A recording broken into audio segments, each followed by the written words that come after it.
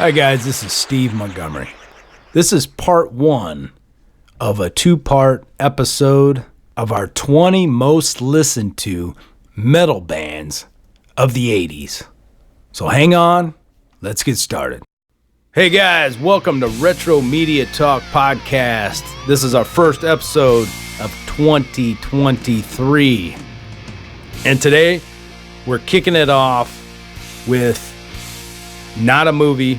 We're not doing a movie this time. We're kicking it off with our favorite, or the most, I guess I should say the most listened to bands. Some are our favorites, whatever, but our most listened to bands of the 80s, metal bands. Wouldn't you say, Steve? Hey, Steve, welcome back. Yes. Yeah, it's good to be. It was good to take a break, but I'm glad to be back and ready to get into it. But yeah, it's kind of like I think it's more so the bands that we listened to the most in the 80s.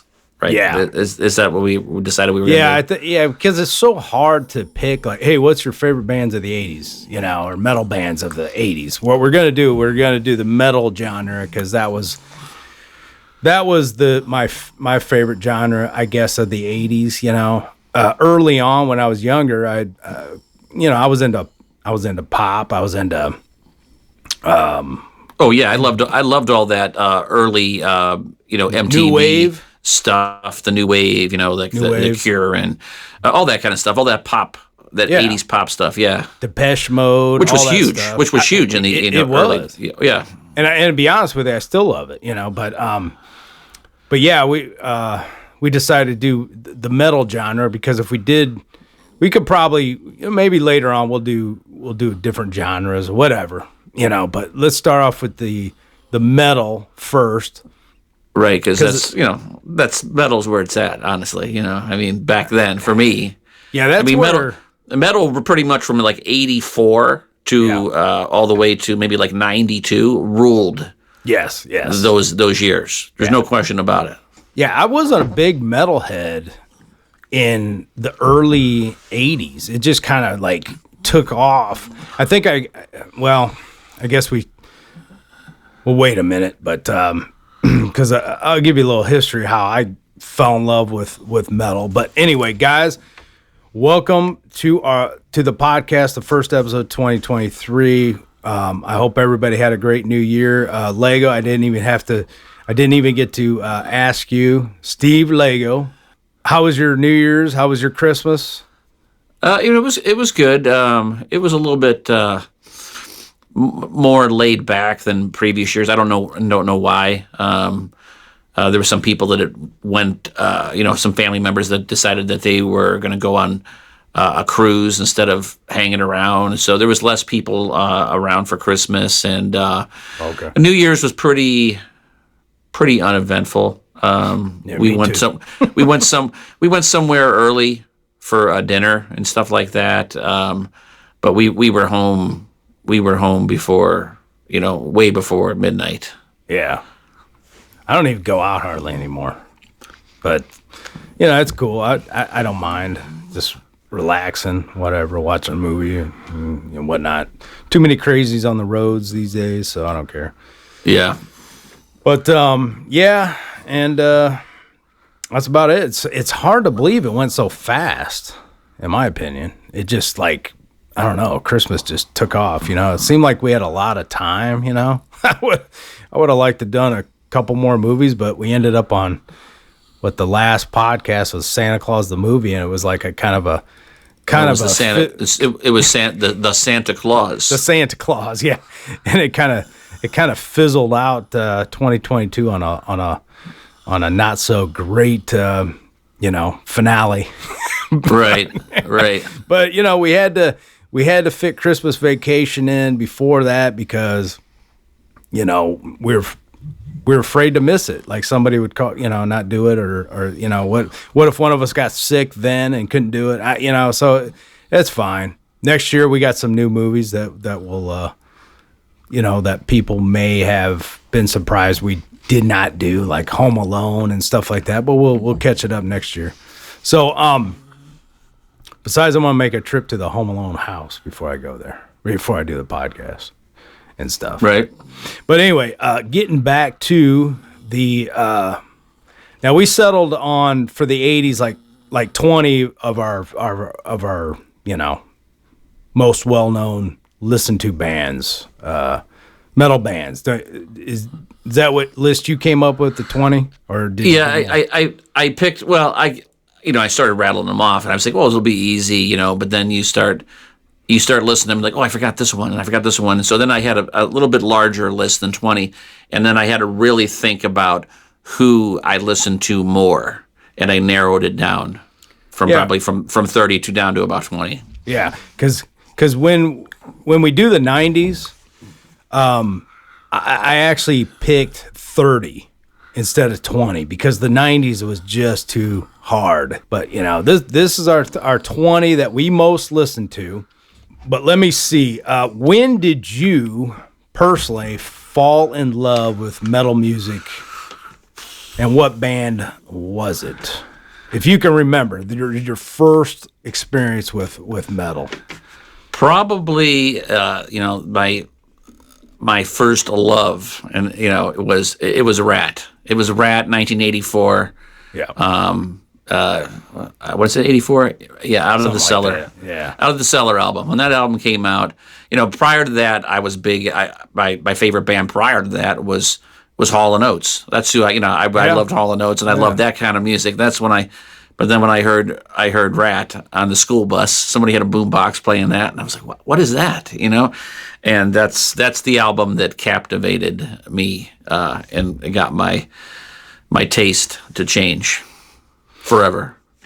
Yeah, I my first band for me, well, it was a Christmas present. First it was REO, but I don't consider REO Speedwagon metal. Yeah, I don't consider them metal, but the first metal band that I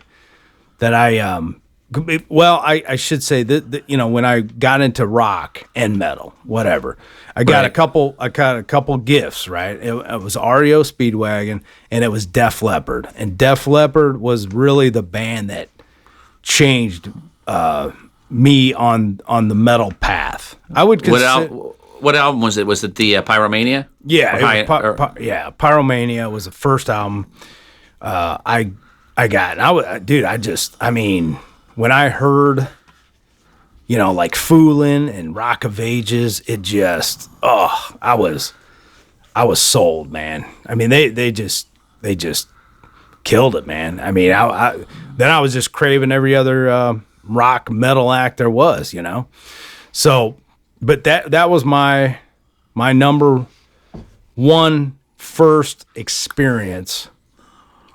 And then, I guess we could just start going down the list. Oh, we should say though, this is in no particular order, right? But if we do have an order, like maybe like a top band that actually changed us or something, I mean, we'll put that in as a disclosure or something. But really, I've got a list here, and there's no real rhyme and reason to this list, other than there's another band I'll say that changed music for me too. So, but I'll tell you that in a little bit. So you want to go maybe I don't know, first 5 down your list. First 5 down my list. Yeah, I could do that. Like I said, they're no particular order, but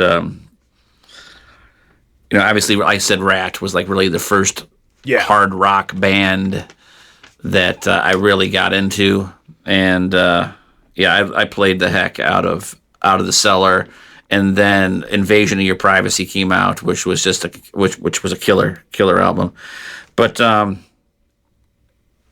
early on, Night Ranger, underrated, hardly talked about. People wouldn't say they're metal, right, but they got some pretty hard rock songs, you know what I mean? Oh yeah, Night Ranger is awesome. I mean, their first 3 albums, incredible. Dawn Patrol, Midnight Madness, Seven Wishes. I mean, there's so many good songs in there, it's just unbelievable. And And then, of course, the granddaddy, the granddaddy of them all, Queensryche. Oh, yeah, I knew. See, that's one that's going to overlap between us. I knew. I mean, you were the Queensryche freaking connoisseur. Yeah, I mean, I was into all the different metal bands, at the time, more commercial, and I saw that video for Eyes of a Stranger on Headbangers Ball. I'd never heard anything by them prior to that, and I was just so blown away by that video and by the song that forever changed my life. And they put out, in my opinion, probably the greatest metal album of all time, and that's Operation Mindcrime. I mean, it's oh yeah, that was. I mean, I listened to that album hundreds and hundreds and hundreds of times. Well, yeah, if you could pinpoint life-changing albums that really set the bar, that you can remember, whoa, this really changed, my, I don't know, not genre, but I mean, it was on a whole nother level of metal. They were more, kind of opened the door for progressive metal. Yeah, they weren't singing about talk dirty to me, and it wasn't about chicks and party, and it was more a cerebral type of music. Very deep, intellectual lyrics, and yeah, exactly. And the vocalist, Jeff Tate, was just on a whole nother level. When I first heard him, it was on cassette. I think my aunt or uncle, I found it at my grandma's house, put it in. I was just blown away by, Jeff Tate's range, just hitting those high notes. I think Queen of the Reich was the song that just kind of, whoa, just blew me out of the water. And you got how many tattoos? Three Queensryche tattoos. Yeah. So yeah. Okay, so next one. And then another band that, I mean, totally, had a big influence on my life was Stryper. And, Yep. I was, I heard them from the very first album, Yellow Black Attack. I was in love with the band from that album. And then Soldiers Under Command came out, and that was great. And then the granddaddy of them all was, 1986, The Hell of the Devil, and that was just groundbreaking album. It broke Christian rock into the mainstream, and they had Free, Calling on You. Honestly, they were on the MTV, charts for forever. You know what I mean? It was incredible band, and I love them. They still playing today, and amazing. Yeah, they're the only band, I think, to ever have 3 top videos in the top 10. 3 videos at once. Because I'd run home, after school, watch the top 10, and at one point they had the number 1 video, the number 2 video, and I think the number 3 or 4 video. Because I think they had at one point, they had Honestly, Free, and Calling on You, all on the top 10 video countdown. Amazing. No other band came, did that. Maybe Bon Jovi, but they might have had 2. I don't think I remember a band having 3 top videos on there, but that was crazy. So, I'm going to tell you, since we're talking about, I'll wait till I put my list on there. But you got anything else to add about Stryper or anything? No, I mean, it was, but, other than the fact that, like I said, it was, 1986, Tell the Devil, I played that album so many times. I literally blew through 3 cassettes, literally wore them out. The brushes, on the inside of the cassette, they just fell off. I mean, literally, I just wore them out. I played that album so much. And like I said, I mean, it's, in my opinion, they're definitely, they're very close to, one of my top bands. of all time for me. Yeah. So, so that was 4. So number 5 on my list, a very unknown band probably to most people that are going to be listening to this podcast, but for me, same thing. When I heard this band, I was like, I bought it on a whim. I was at the music store and I saw that they were on Enigma Records, which was which the label that Stryper was on, and didn't really have any great artwork, but just something told me I need to buy this album, and I did, and it was Barren Cross. It was Atomic Arena, and just fell in love with the band. Amazing. I love the singer. He's probably my favorite singer of all time. It's just, I played the heck out of that album. And then I went back and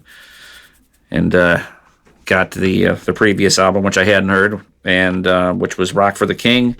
And then they came out with, probably their most commercial and popular album, which was State of Control, and then they broke up. But that was on a continuous rotation. Yeah, which also made the MTV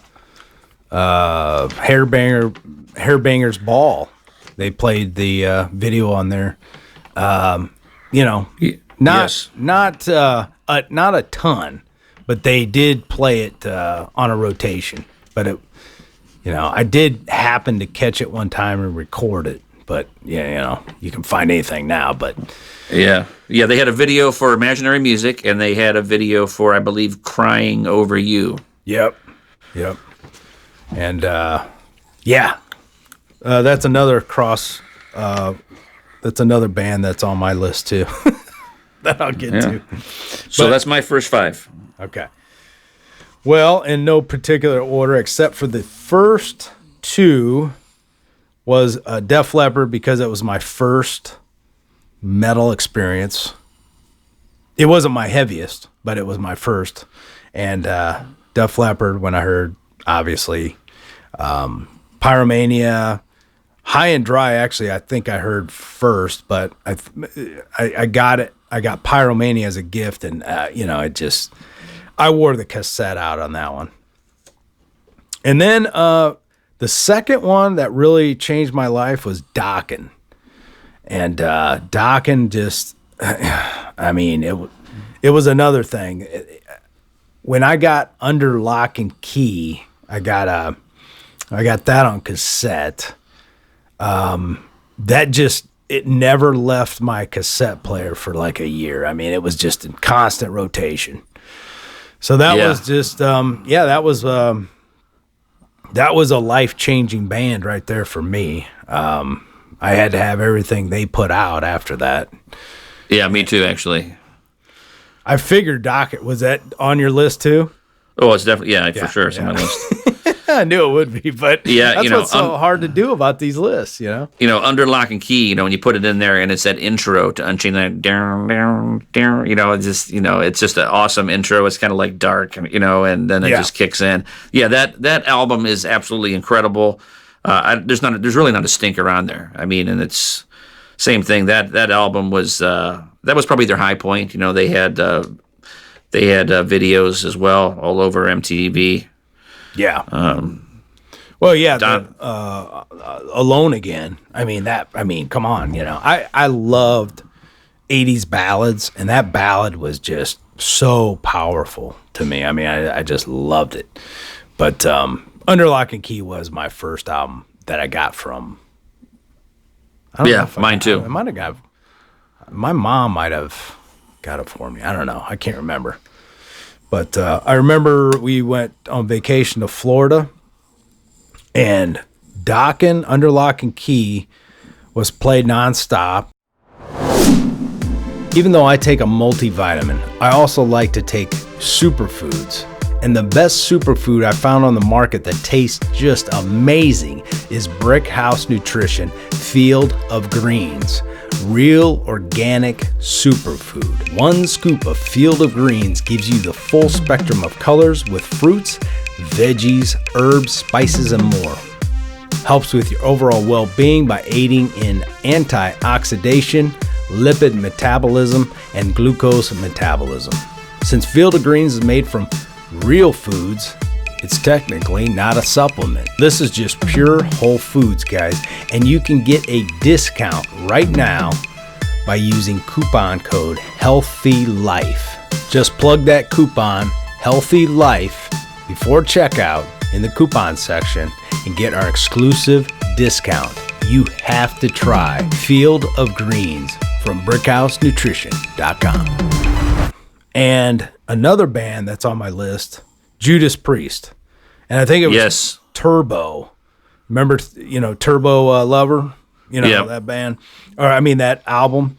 Yep. I think that must have been around the same time Under Lock and Key was released. I don't know. I have to look that up. I don't know for sure. But that was the first album I got from Judas Priest.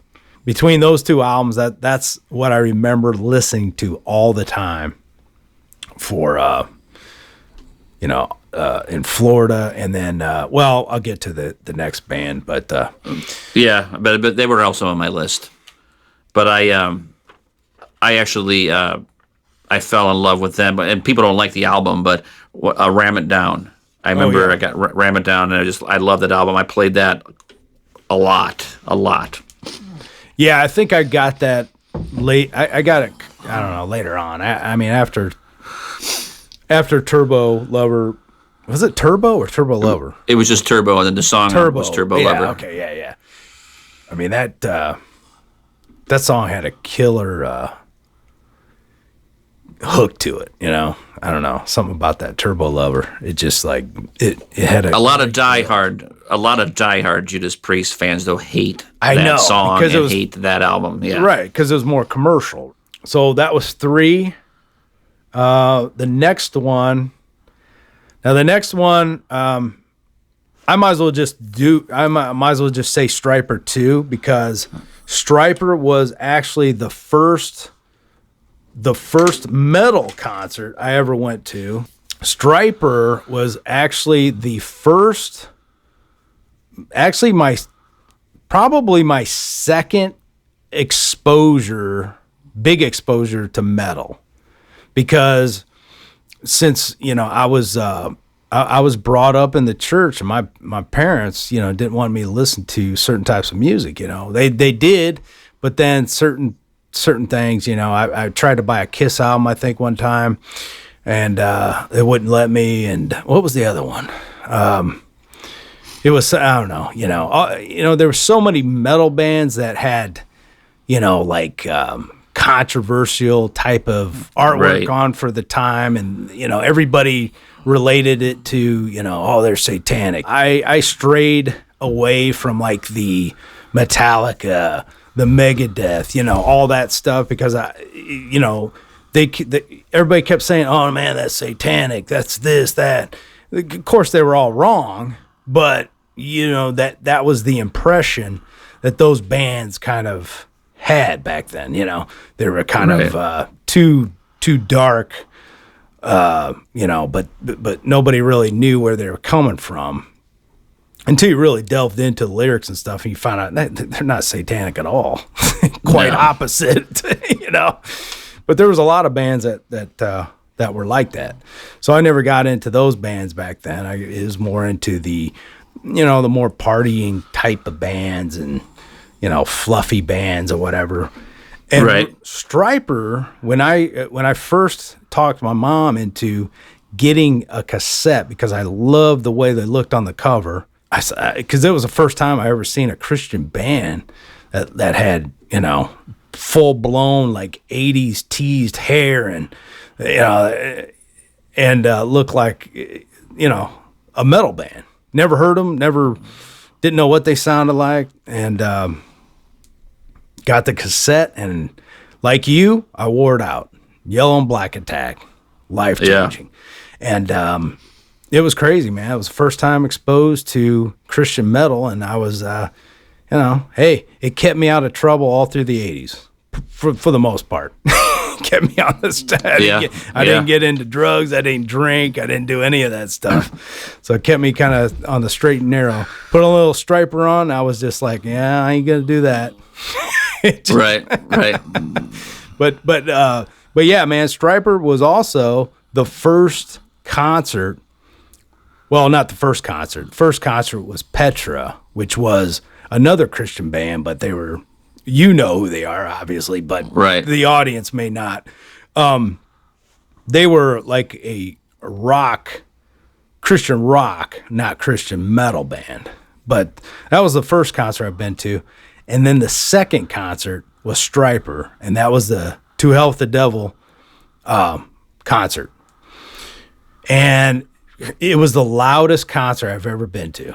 Absolutely. I was deaf for like 2 days. I mean, I was just like, my ears were ringing. It was so loud, but it was phenomenal, you know? But yeah, it was crazy, man. It was so good.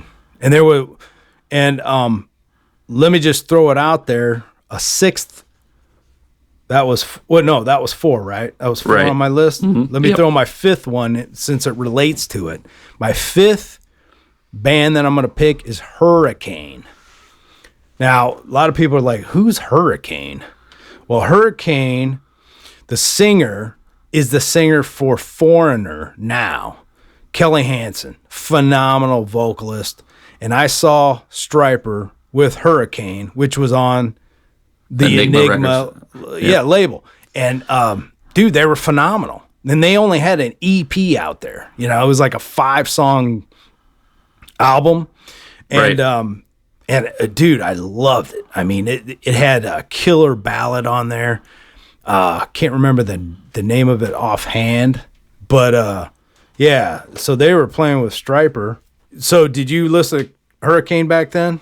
I did, actually, and making this list, I'd kind of forgotten about them, and I did listen to the Over the Edge album quite a bit back in the 80s. Yeah, they were a great band. Yeah. Great band, yeah.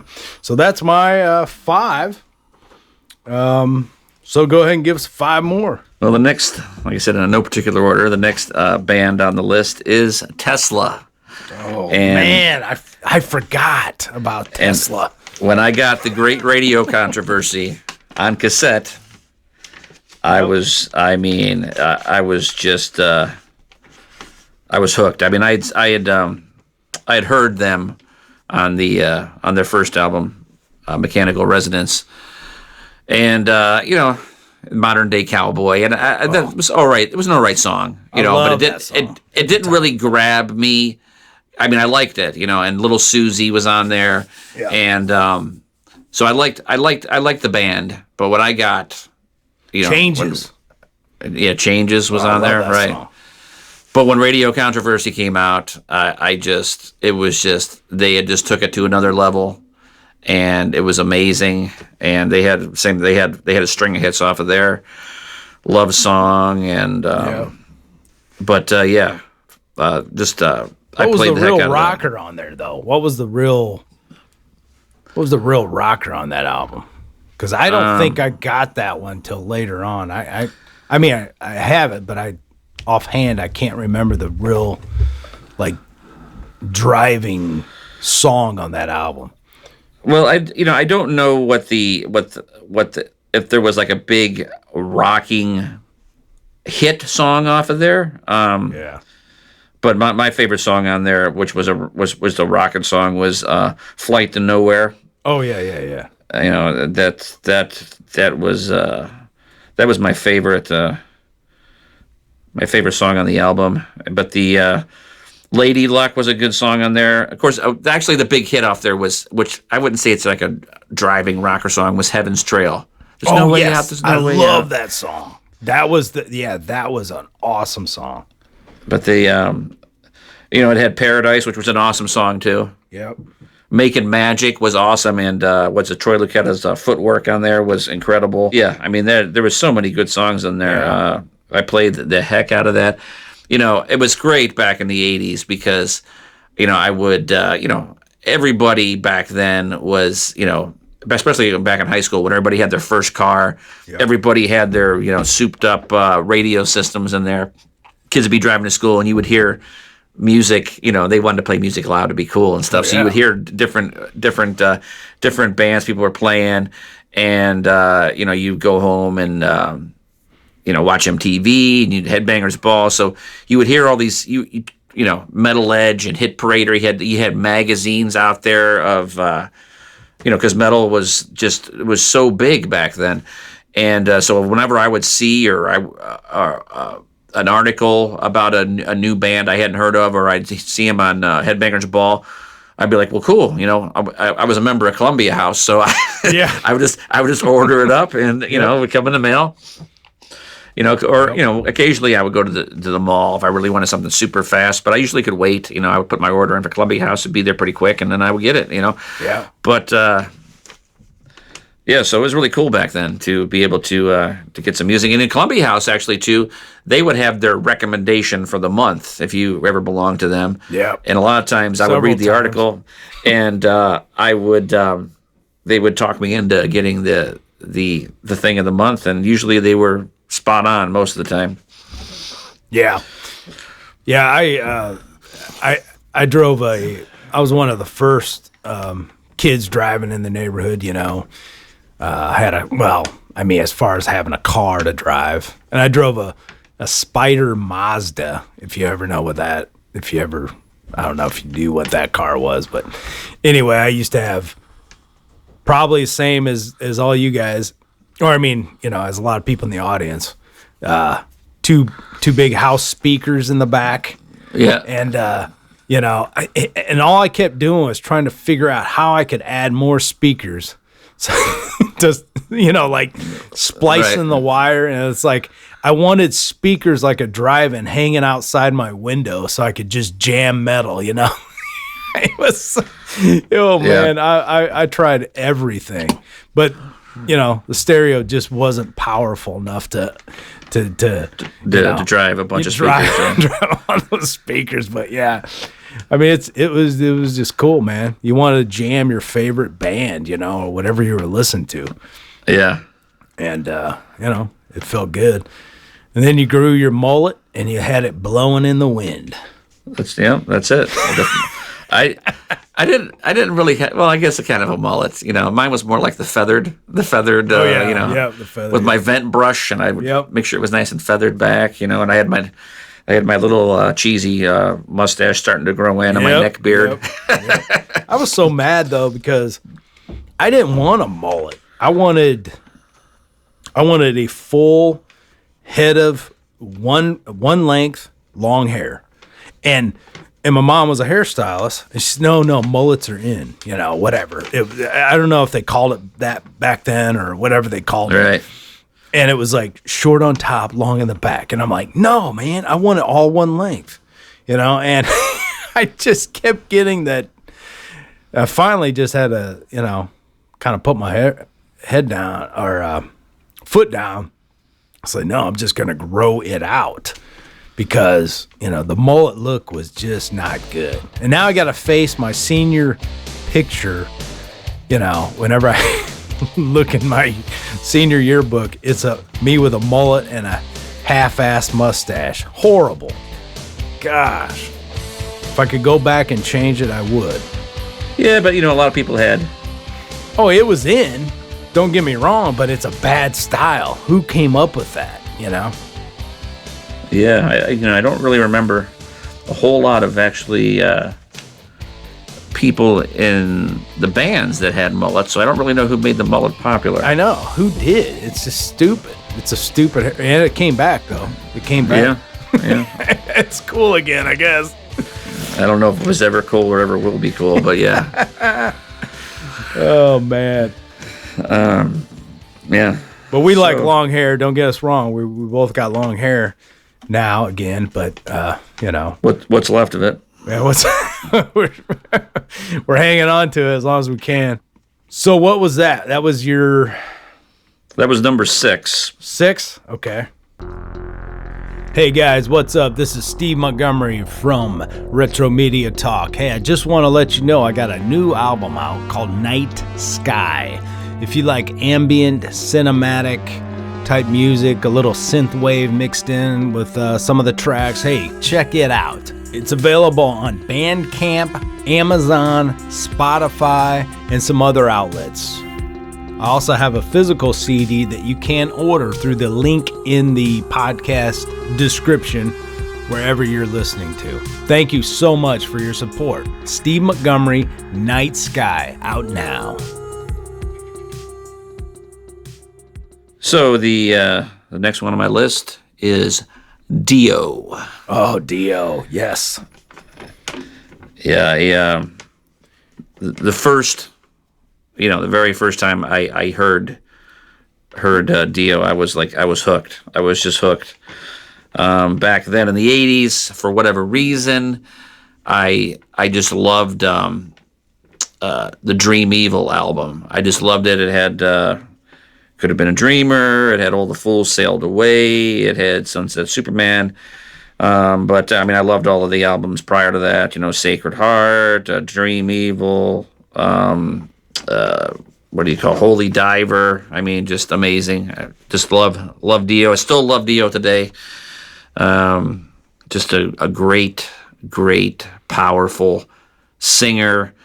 And he was one of those guys that, it wasn't a party band, it was dragons and rainbows, but it was totally cool. It was totally cool, still cool. And that was a band I had to sneak and listen to because it had all that, supposed, it was like it had a lot of imagery that related to, Dio, Satan, it's devil backwards, and all this stuff. Especially with the Holy Diver cover, where the demon is drowning the priest.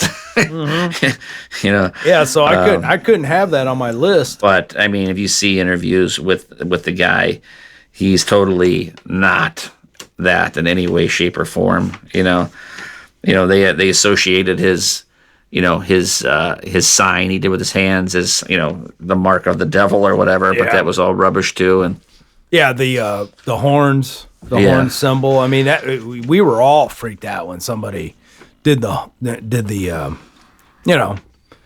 horn symbol. It was like, oh shoot. Yeah. And, and seeing Satan seeing interviews with him and just seeing that documentary. I mean, that's an old Italian thing he got from his grandmother, and it's to ward off evil spirits. Yeah, it was what did he call it? I can't remember what he called it, but it's something from back then that the old Italians did. So Dio, amazing. Awesome guy, awesome. That documentary was great, man. Oh, did you get to see it? Yeah. What's funny is somebody uploaded it to YouTube. And I caught it, and I got to download it, and then it was wiped. It was gone, but it was up there free for a short time. I shared it to my Facebook page in case anybody wanted to see it, but I snagged it right away. I was like, oh man, I gotta see this because I don't have Showtime. I think it's only streaming on Showtime or rental, So yeah. I went to the theater to see it unopened. They had limited showings. I think it was 2 days they were showing it in theaters. So I went and saw it. It was amazing. Yeah. Number 8, Ozzy Osbourne. Oh, yep.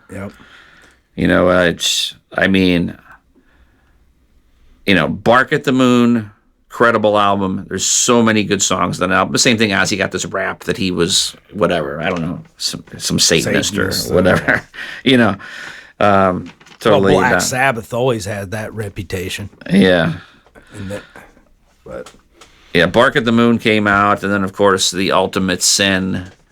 Was just so many good songs on both those albums. I played the heck out of both those albums. And that was.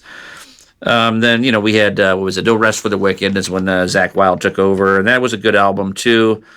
Those are probably my favorite 3, but I played the heck out of The Ultimate Sin. There was just so many good songs on there. I played it a lot. And Ozzy was, he was the king for all the metalheads. Everybody loved Ozzy. Yeah, he didn't make my list. Sorry to say, but Yeah. I just couldn't. That was another band. I just I kind of respected, my peers and wouldn't listen to it because they thought it was bad. Right. So, but that was just that for me. But what was your next one? My next one, which is nobody listening to this podcast will know who it was, but this was a Columbia House recommendation, and I was like, you know what? Let it roll in. I'm going to give it a shot because they gave it such a great review, and I immediately loved this band. I love them today. I have their whole discography. I don't know. I think they have like 20 albums out. I mean, they're amazing. Pretty Maids. And I love Pretty Maids. Future World was an amazing. It's an amazing album. It amazing. Is. I played the crap out of that in I can't believe I forgot high school. Yeah, so great. The awesome singer. They have a unique style about them. I can't really put my finger on what it is, but they're different than a lot of other bands, for sure. The singer, he would have that clean voice, but then he would have that like gruff, screaming type voice. Really melodic, They're really catchy songs, but they never broke into the mainstream. But I highly recommend if you're into metal, if you've never listened to Pretty Maids, pick up Pretty Maids, Future World. You will be hooked. Well, shoot, even their newer stuff was killer. I mean, I didn't listen to them in the 80s. I listened to them in the 90s. Like I came across them and I was like, how did I miss this band? They had some heavier songs later on. It was crazy. Yeah, they've got a good variety, honestly. Mm-hmm. So my number 10 of my picks here, one of the greatest metal bands of all time, Iron Maiden. Yep. When I heard Iron Maiden, I fell in love with Iron Maiden. And same thing, they're one of those bands, they weren't a party band. They didn't sing about chicks and drugs and alcohol. It was all these songs, very, visual. I mean, it fueled your imagination of what they were singing about. Their songs were stories and about historical figures, and it was just, and the band was incredible. The music was just incredible. I mean, Bruce Dickinson's vocals, Steve Harris's bass. I mean, he's phenomenal. Nico McBrain on the drums. You had Adrian Smith, Dave Murray, the dual guitar. I mean, just they still do. They have a unique sound. Nobody sounds like them. Nobody's been able to replicate their sound. I don't think anybody can, honestly, but they're just such a unique band. They have a cool mascot, Eddie, and I mean, they literally they haven't put any stinkers out except the Blaze Bayley albums, which even the first one is listenable. But I mean, I listened to Somewhere in Time, Power Slave, and Seven Son of a Seven Son. I listened to those albums continuously in the 80s. They're just amazing albums. Wasted Years was their big hit to put them on the map in the 80s. And, I had listened to them later on, but in the 80s, I could not listen to them because, their association and display of certain imagery again and the use of the 666. Yeah. It kind of like, okay, I'm not listening to them guys, and I was forbidden to listen to them. But what was the deal with that? Was that just a gimmick, or did they have a reason behind that? Well, they got the rap of having to do something with. They kind of got. They had that song, "The Number of the Beast," right? That was, and they had an album, "Number of the Beast." But when you listen to this song, it's not about worshiping Satan or anything. It's about a guy, essentially. The song's about a guy stumbling on, in the woods. He stumbles on a group of people, basically doing a satanic a satanic ceremony, and then they see him, and basically he's running and trying to get away from them, essentially. So it's that's. And they had that documentary. I heard it's really good, but it's called Flight 666 or something. Yeah. Did you see that one? I have seen it. Yeah, it's really good. It's really good. Yeah, I mean, they're they just got kind of like associated with it, but they didn't use Satanism in any way to like further to further their careers. It was just whatever they decided to write that song. And it was a story type of a song, because like all their songs are stories, and they kind of got labeled as that. But if you look at that album cover, Eddie's huge on the cover, and the devil, he's like really, really small. Basically, like Eddie's going to crush the devil. So I mean, it was not. They're not satanic at all. No, I know that. But back then, you did get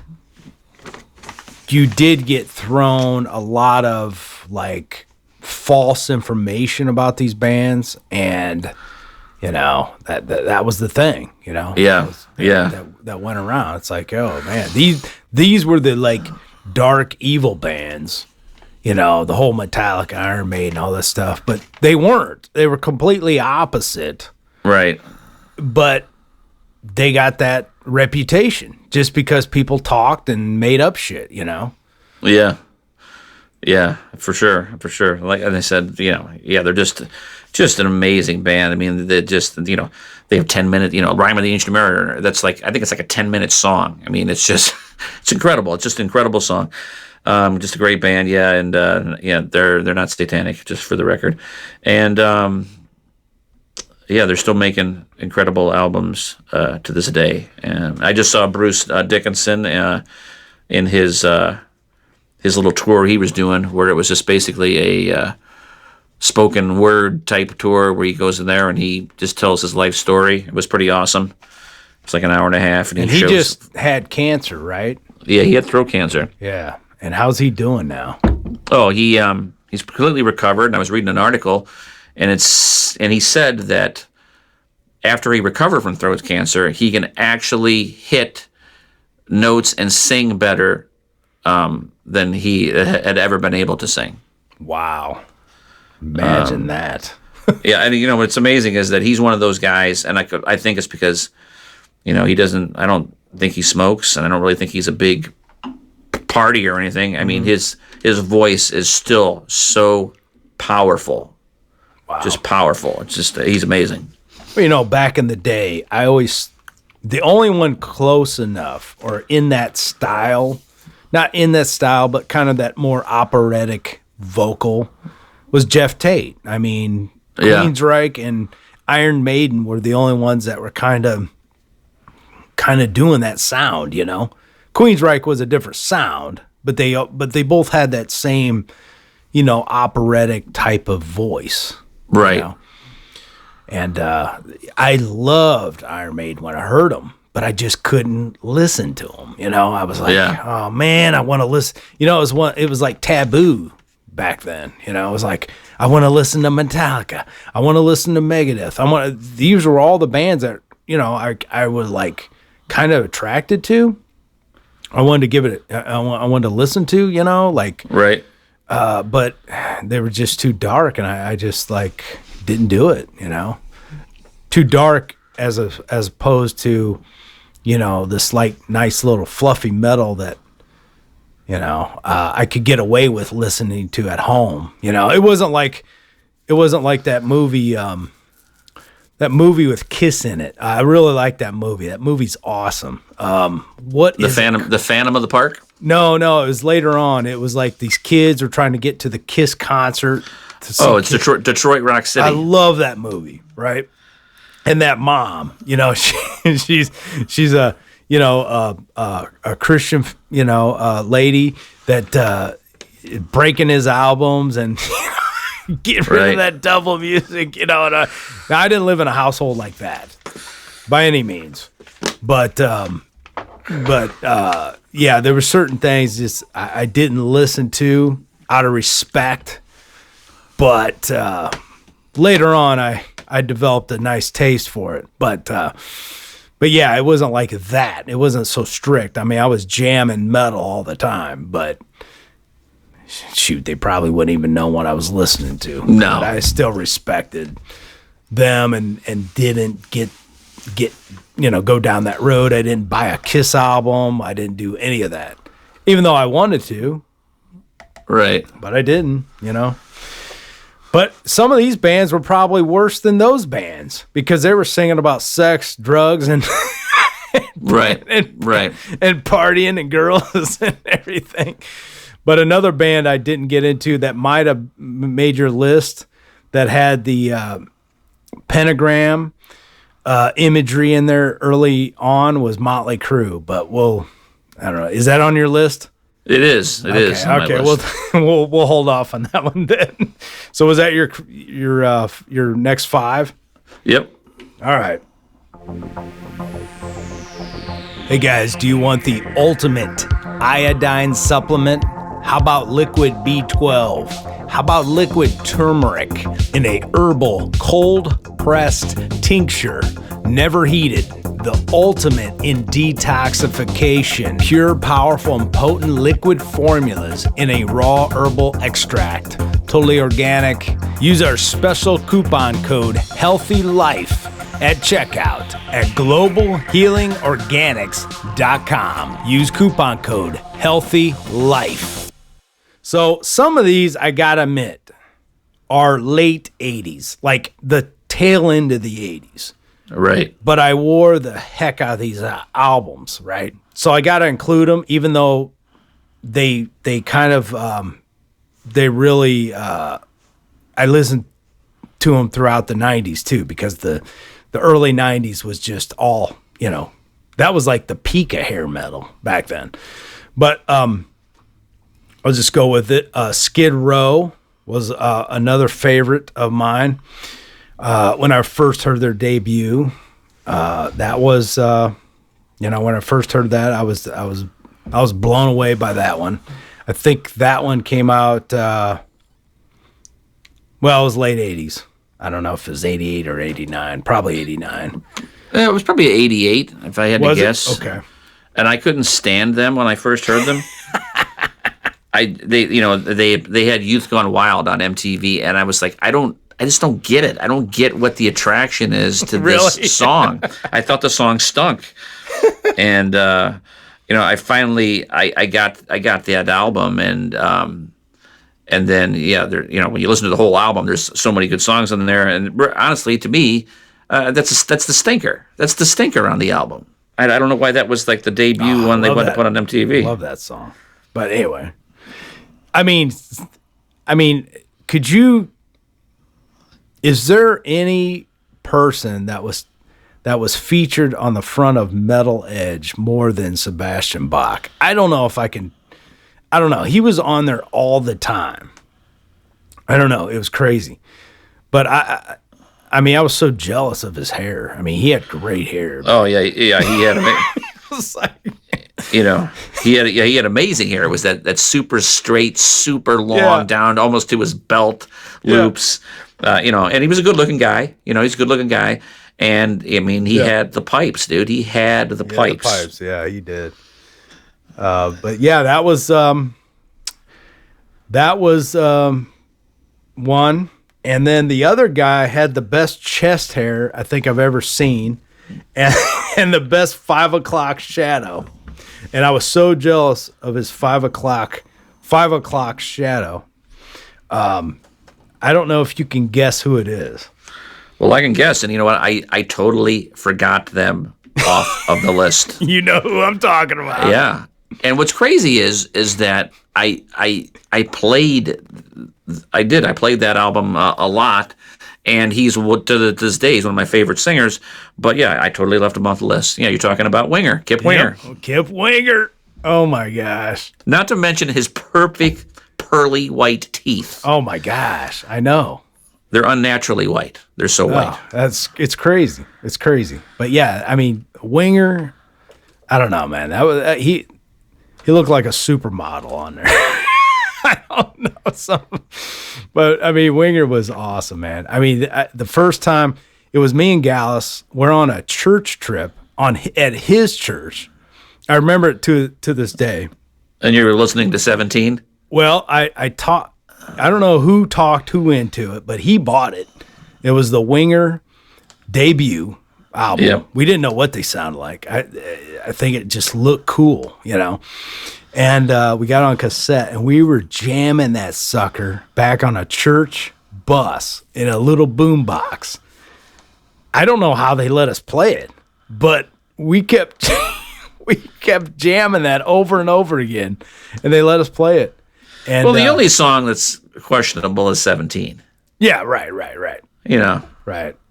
But man, the first time I heard like that, you know, it kicks in with Magdalene. Wait, was it Magdalene or whatever? Madeleine. Yeah, whatever. I can never say the name, but I mean that album just, oh, man, dude. Yeah, that's awesome. an album that's it's darn near as perfect as an album can be, honestly. Yeah. Except for Purple Haze, I'm not a big fan of that song. But other than that, the album was incredible. With that, though.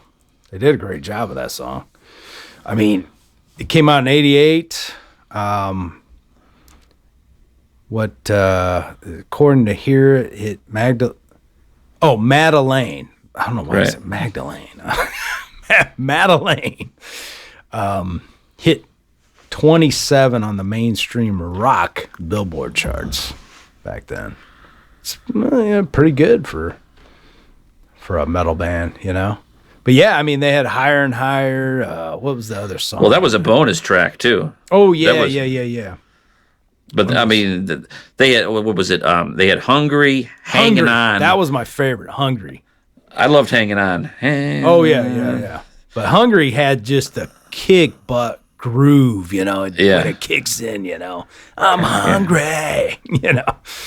Yeah, no, it's love. Oh, yeah, it was a great album. And it was a little bit of a letdown with In the Heart of the Young. There's some good songs on there, right? But you know what it was is that their first album was so good, that it was impossible to live up to that. Oh yeah, to that album. But then they made up for it with Pull. I love Pull. Pull's my favorite Winger album. Yes, I love Pull, and I love the one after that. 4? No. Yeah, it's Winger 4. Yeah. Oh yeah, it is. Okay, yeah. But Pull is my favorite because they really went heavy on that one. Yeah, Junkyard Dog. I love that song. Now, what do you think? Do you think Beavis and Butthead ruined it for him? Because that was the rumor. They made fun of him so much. Yeah, I think so. Yeah, too. he was upset. Yeah, he was upset. I remember reading an interview, and he goes, you know, why don't they just leave me alone, you know, and stuff like that. And but hey, he got labeled as like a pussy band by Beavis and Butthead, and it did. But you know what? Probably not though. I mean, so many chicks loved Winger. You know what I mean? Mm-hmm. So, you know, I mean, they just never were going to be on the scale of Metallica. You know, it was the, you know, Metallica. They had the one nerdy kid on Beavis and Butthead that wore the Winger shirt, and Beavis and Butthead AC/DC and Metallica T-shirts, right? And so, I mean, they were never going to be as big as AC/DC or Metallica. Let's face it. But I mean, they had a lot of popularity. They had hits. You know, I don't think you know, obviously they weren't a one-hit wonder. I mean, he was able to make a career out of it. I mean, he's very successful now. I mean, just obviously he didn't get the instant success that maybe they could have. Right. Potentially. Who knows? Well, yeah. I mean, their tracks, they get regular rotations still on like, you know, Sirius XM, you know, all the time, Hair Bangers or Hair Nation. You know, I mean, you always hear Can't Get Enough, Easy Come, Easy Go, all those songs on there all the time, you know. So Rainbow and the Rose is my favorite song by Winger. Which album was that on? That's In the Heart of the Young. Oh. I don't know. I'm trying to remember how that song goes. Then they had another one later on. They had a few of them, didn't they? Better Days Coming, and what was the other one though? There was their sixth one. That was their sixth album. So, Well, they had they had a best of, I guess. Well, they had which one was 4? The one with the soldier on the front cover. Yeah. And So then they had Karma too. Oh Remember? yeah, Karma. Yeah. Because I have both those. I mean, Karma and the other one, but And they're recording a brand new album right now they are. that they said is going to be amazing. Oh, one of their best albums they've made, in years. Oh, I can't wait. Okay, well, I better move on because we're losing time. Thanks a lot, guys, for listening to part 1 of this 2-part episode of our most listened to top 20 metal bands of the 80s. You can find us on Amazon Music, Spotify, Anchor FM, Red Circle. You can also listen on YouTube via KRAZETV. KRAZETV with a K. Follow our Facebook page, Retro Media Talk on Facebook. And if you got a podcast app, just look for our show on there and subscribe to it. We really appreciate your support. Thanks for listening, and part 2 will be up next week. We'll see you next time, guys.